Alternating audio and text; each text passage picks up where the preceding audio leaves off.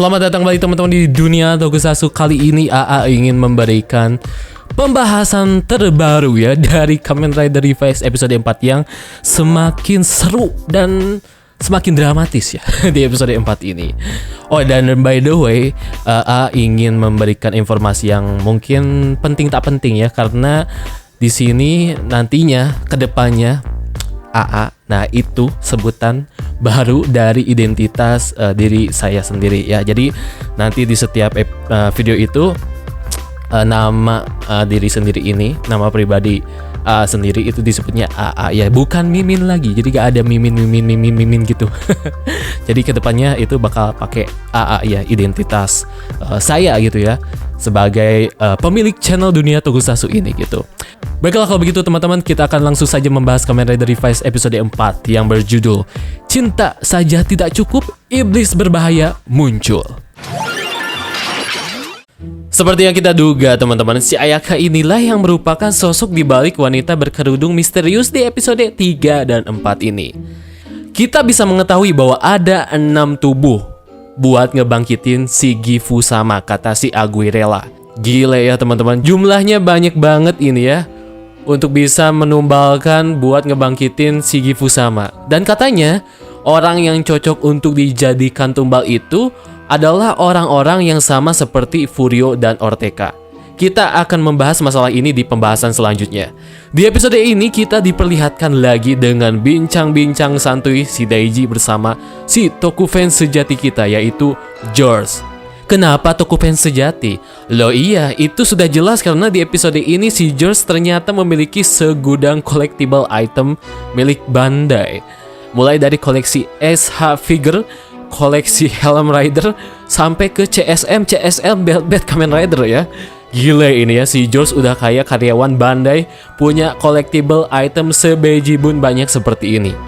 Balik lagi di bincang-bincang hangat di sini, itu si Daiji masih kekeh ya dan kepo sama belt yang sebelumnya ditemukan di episode 3. Dan jawaban si George di sini lumayan bikin semakin kepo lagi.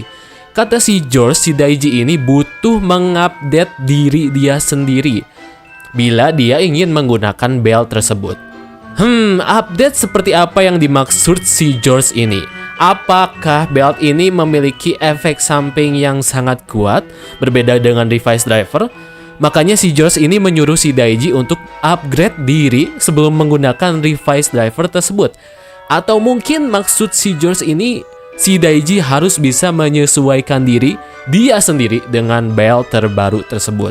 Selanjutnya kita akan fokus terhadap kasus si Ayaka dengan ibunya yang masih berlanjut ya di episode 4 ini. Buset dah, seriusan. AA di episode kali ini serasa nonton drama FTV Indonesia. Feel-nya itu emang dapet banget. Konflik antara ibu anak juga bener-bener terasa sekali.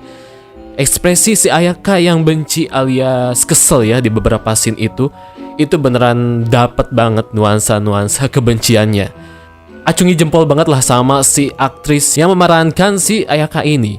Dan A juga kaget ternyata di paruh-paruh babak awal itu si Ayaka langsung menunjukkan diri, wujud atau sifat asli dia sendiri sebagai pengguna Gorilla Vice Stem di hadapan ibunya.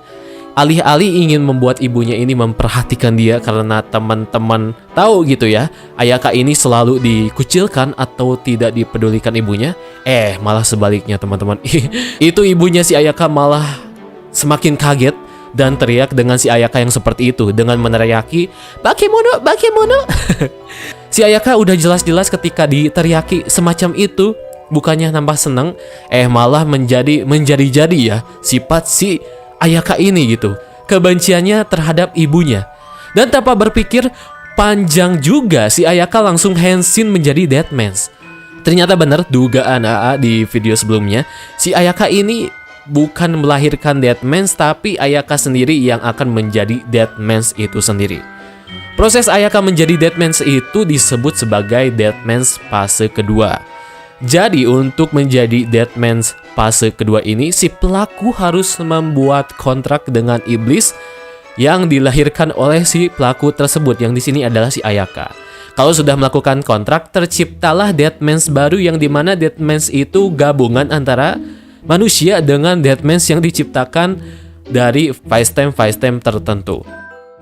Proses ini juga sudah di-mention di menit-menit awal oleh si Ortega, dan orang-orang semacam inilah yang bisa melakukan perubahan ke Deadman's fase 2 yang bisa menjadi tumbal bagi kebangkitan Gifu-sama.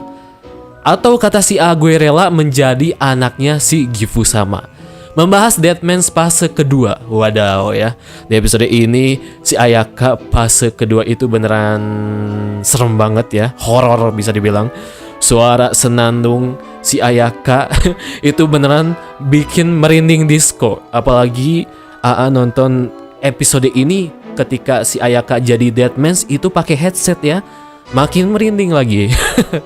Tak hanya itu, kekuatan si Deadman's Ayaka ini semakin OP lagi. Meskipun tetap aja ke-OP-an si Ayaka ini bakal tumbang juga dengan revise Pteranodon Genome. Dan by the way, membahas Deadman's itu Teteh Aguirrela di episode ini sangatlah luar biasa impact-nya ya terhadap episode ini. Apalagi ketika Teteh Aguirrela sedang menghasut-hasut ya, layaknya seorang syaiton kepada si Ayaka, itu menunjukkan sekali bahwa Teteh Aguirrela sudah mulai ikut campur ya, alias terjun ke lapangan gitu, mencari anggota-anggota atau menghasut-hasut orang-orang seperti Ayaka ini. Sama seperti Ortega dan juga si Juirio. Tapi di sini si Aguirrela gak menunjukkan bahwa dia ini petinggi Deadman's ya, alias dia di sini ya pakai mode penyamaran ya. Pinter emang ya Teteh Aguirrela ini. Kita cukupkan dulu masalah si Ayaka ini. Perkelahian adik kakak sudah mencapai puncaknya di episode ini. Dan AA beneran suka sekali dengan obrolan konflik yang mereka berdua lakukan ya. Setiap obrolannya itu beneran realistis, gak ada yang dipaksakan sama sekali. Gile emang ya Bapak Hanta Kinoshita. Sepertinya ingin membuat revise ini serealistis mungkin, mulai dari segi drama dan juga dialog. Lihat si Iki dan Daiji ini dua-duanya emang egois banget, terus keras kepala. Yang satunya kakaknya sendiri pengen Kamen Rider itu cuman jadi sampingan doang ya.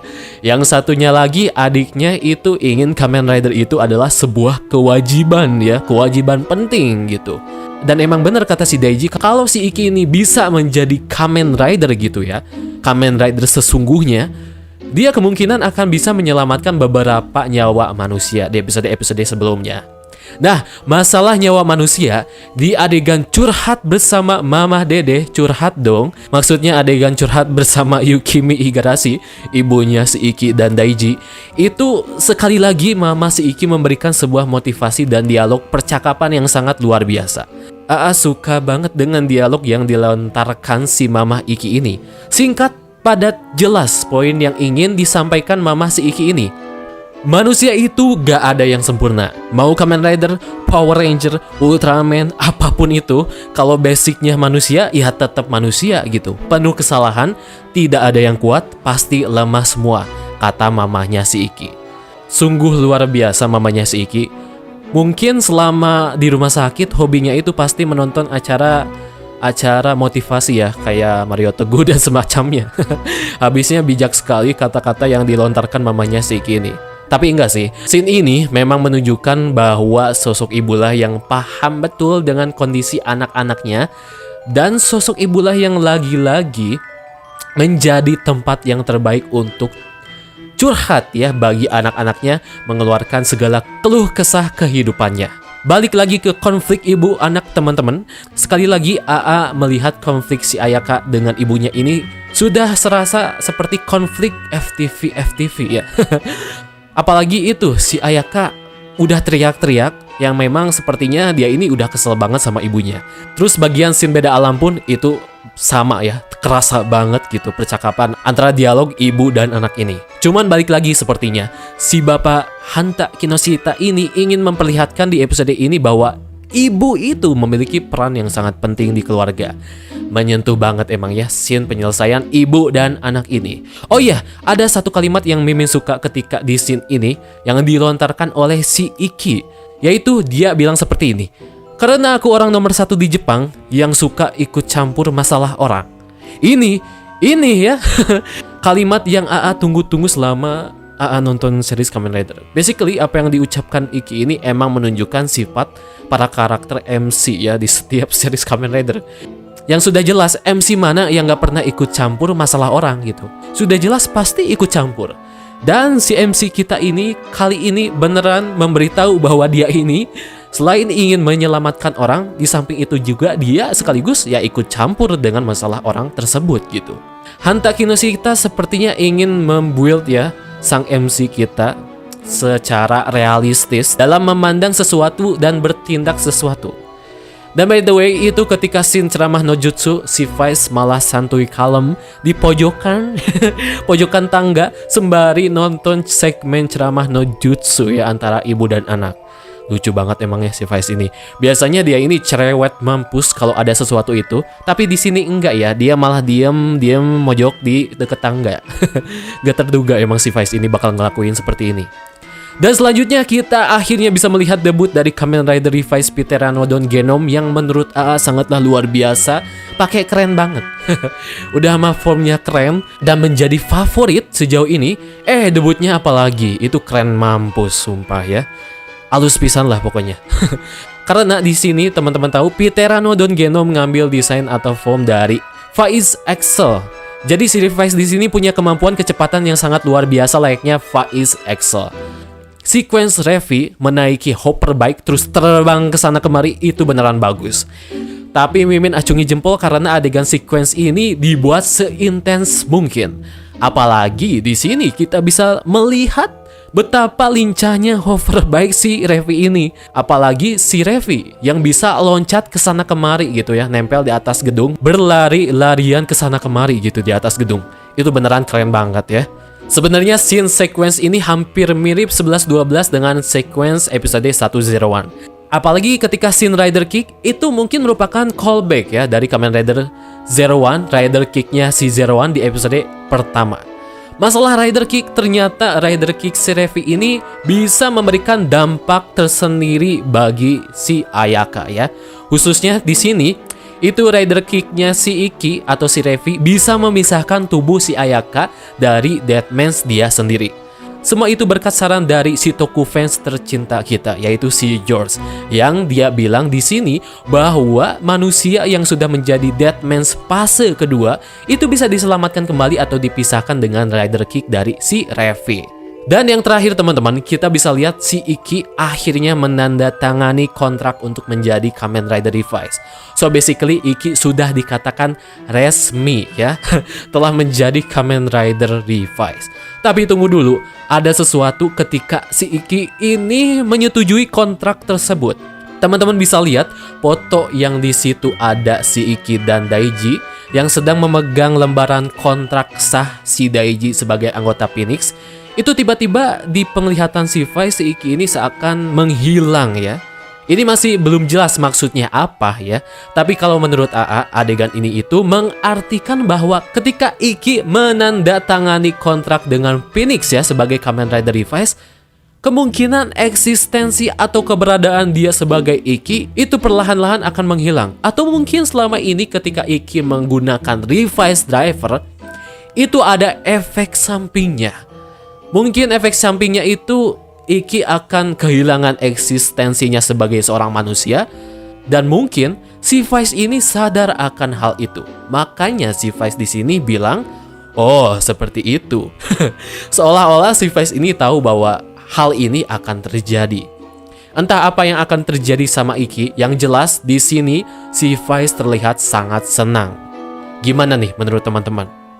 Oke, itu saja teman-teman pembahasan episode 4 ya dari Kamen Rider Revised. Bagaimana nih menurut teman-teman pembahasan atau episode keempat dari Kamen Rider Revised? Kalau teman-teman punya opini, pendapat, saran dan lain sebagainya, monggo langsung komen di kolom komentar di bawah. Dan menurut AA episode 4 ini sangatlah keren. Dramatisnya juga dapat gitu ya. Unsur-unsur dramanya juga dapat banget, apalagi itu di menit awal sampai pertengahan sampai akhir itu dramanya itu beneran kerasa ya, apalagi drama antara ibu anak si Ayaka ini ya, si Ayaka dan ibunya juga itu beneran kerasa banget lah. Jadi serasa nonton drama Jepang gitu. Dan konflik si Iki dan Daiji juga di sini sepertinya sudah mencapai puncaknya ya. Dan sepertinya di episode ini juga merupakan episode yang menandakan bahwa Iki dan Daiji ini sudah berdamai ya, bisa dibilang ya.